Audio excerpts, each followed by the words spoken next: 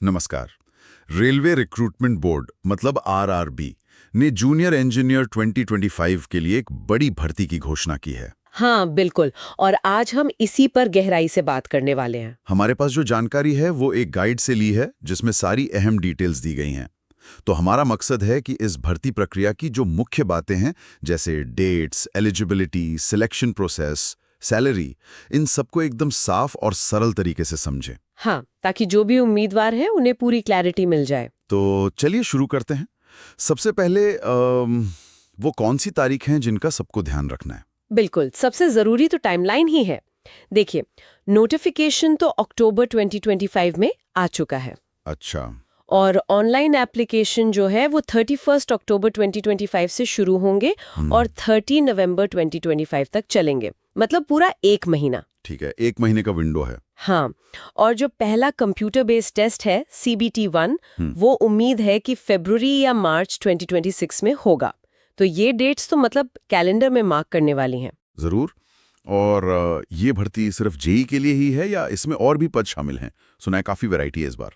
हाँ, ये एक खास बात है इस बार। सिर्फ जूनियर इंजीनियर ही नहीं बल्कि जूनियर इंजीनियर इंफॉर्मेशन टेक्नोलॉजी यानी JEIT, फिर डिपो मटेरियल सुपरिंटेंडेंट DMS और chemical and metallurgical assistant CMA जैसे पद भी इसमें शामिल किए गए हैं। अच्छा।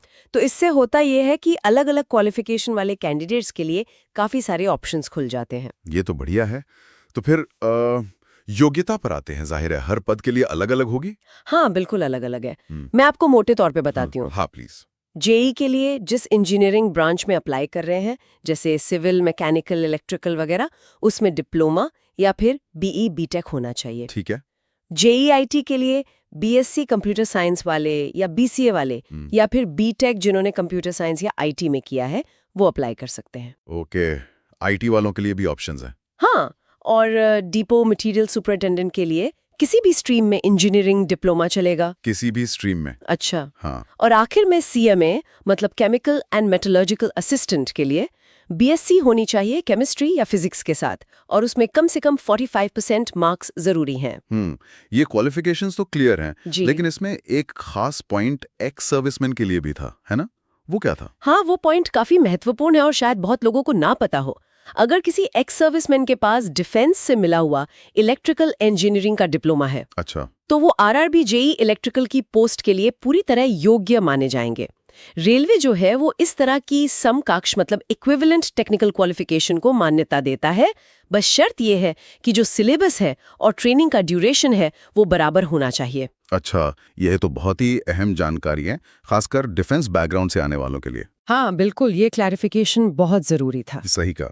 अच्छा, अब जरा उम्र सीमा पर भी बात कर लेते हैं। एज लिमिट क्या रखी गई है? उम्र की जो कैलकुलेशन है वो 1 जनवरी 2026 के हिसाब से होगी। कम से कम उम्र 18 साल होनी चाहिए और ज्यादा से ज्यादा 33 साल। 18 से 33 साल। हाँ। ठीक है। हाँ, लेकिन इसमें छूट भी है। OBC कैंडिडेट्स के लिए 3 साल की ऊपरी आयु सीमा में छूट है और SC/ST कैंडिडेट्स के लिए 5 साल की। और एक्स सर्विसमैन के लिए? एक्स सर्विसमैन के लिए उनकी जितनी सर्विस की अवधि है वो प्लस 3 साल की अतिरिक्त छूट का प्रावधान है। ओके, ये भी क्लियर हो गया। तो हमने योग्यता देख ली, उम्र देख ली, अब आते हैं सबसे बड़े सवाल पर, सिलेक्शन कैसे होगा? मतलब प्रक्रिया क्या है? सिलेक्शन प्रोसेस के मुख्य तौर पर 4 चरण हैं। 4 चरण। ओके। पहला है CBT-1 मतलब कंप्यूटर बेस्ड टेस्ट 1। ये ऑब्जेक्टिव टाइप का होगा और ये एक तरह से स्क्रीनिंग टेस्ट है। ठीक है, पहला पड़ाव। हाँ। फिर दूसरा है CBT-2। ये भी कंप्यूटर बेस्ड टेस्ट है लेकिन ये टेक्निकल सब्जेक्ट्स पर आधारित होगा, मतलब आपकी कोर ब्रांच पर। अच्छा, ये ज्यादा स्पेसिफिक होगा। बिल्कुल। इसके बाद तीसरा चरण है डॉक्यूमेंट वेरिफिकेशन का और चौथा और आखिरी चरण है मेडिकल एग्जामिनेशन का। तो प्रोसेस काफी सीधी और स्पष्ट है, आपके परफॉर्मेंस पर ही सब कुछ निर्भर करेगा। सही है। तो ये जो पहला CBT-1 है, इसका एग्जाम पैटर्न क्या है? मतलब किस तरह के सवाल होंगे, कितने होंगे? CBT-1 में कुल 100 सवाल होंगे और 100 ही नंबर के होंगे। 100 सवाल 100 नंबर। ठीक है। सब्जेक्ट्स का ब्रेकडाउन इस तरह है, मैथमेटिक्स से 30 सवाल। ओके, मैथ्स का अच्छा वेटेज है। हाँ। जनरल इंटेलिजेंस एंड रीजनिंग से 25 सवाल, जनरल अवेयरनेस से 15 सवाल और जनरल साइंस से 30 सवाल। अच्छा, तो मैथ्स और जनरल साइंस मिलकर ही 60 सवाल हो गए। काफी अहम है ये दोनों। हाँ बिल्कुल, इन पर खास ध्यान देना होगा। समझ गया। अब बात करते हैं एप्लीकेशन फीस की। ये कितनी है और क्या इसमें भी कोई कैटेगरी के हिसाब से फर्क है? हाँ, फीस में फर्क है। जनरल और ओबीसी कैंडिडेट्स के लिए फीस 500 रुपए रखी गई है। 500 रुपए? हाँ, जबकि एसटी, एसटी, पीडब्ल्यूडी यानी दिव्यांगजन, महिला उम्मीदवार और एक्स सर्विसमैन, इन सब के लिए फीस 250 रुपए है। अच्छा, आधी है इनके लिए। हाँ, लेकिन यहाँ एक बहुत ही इंटरेस्टिंग चीज है, वो है रिफंड की। रिफंड? वो कैसे? जो भी कैंडिडेट CBT 1 एग्जाम में बैठेगा, उसे फीस का एक बड़ा हिस्सा वापस कर दिया जाएगा। जनरल ओबीसी वालों को 400 रुपए वापस मिलेंगे। अरे वाह, मतलब सिर्फ 100 रुपए लगे उनके? हाँ, एक तरह से। और बाकी सभी कैटेगरीज को यानी SC, ST, PWD, महिला, एक्स सर्विसमैन को पूरे के पूरे 250 रुपए वापस मिल जाएंगे, बशर्ते वो CBT 1 दें। ये तो कमाल की बात है। मतलब फीस नाम मात्र की रह गई सीरियस कैंडिडेट्स के लिए। ये काफी अनोखा सिस्टम है। हाँ, ये शायद इसलिए ताकि नॉन सीरियस एप्लीकेशंस कम हो सकता है। अच्छा, और अब वो सवाल जिसका सबको इंतजार रहता है, सैलरी। पे स्केल क्या है और शुरू में हाथ में कितना आ सकता है? देखिए, ये जो सारी पोस्ट हैं, ये 7th पे कमीशन के लेवल 6 में आती हैं। Level 6, okay. इसका मतलब है कि बेसिक पे जो है वो 35,400 रुपए से शुरू होता है। अब इसके ऊपर महंगाई भत्ता यानी DA, मकान किराया भत्ता यानी HRA, ट्रांसपोर्ट अलाउंस यानी TA, ये सब भत्ते जुड़ेंगे। तो इन सब को मिलाकर जो शुरुआती इनहैंस सैलरी है वो अंदाजन 50,000 से 55,000 रुपए प्रति माह तक बन सकती है। 50 से 55,000 शुरू में, ये तो काफी अच्छा पैकेज है, खासकर एक स्थायी केंद्रीय सरकारी नौकरी के हिसाब से। हाँ बिल्कुल, ये एक बहुत अच्छा करियर स्टार्ट दे सकता है। निश्चित रूप से।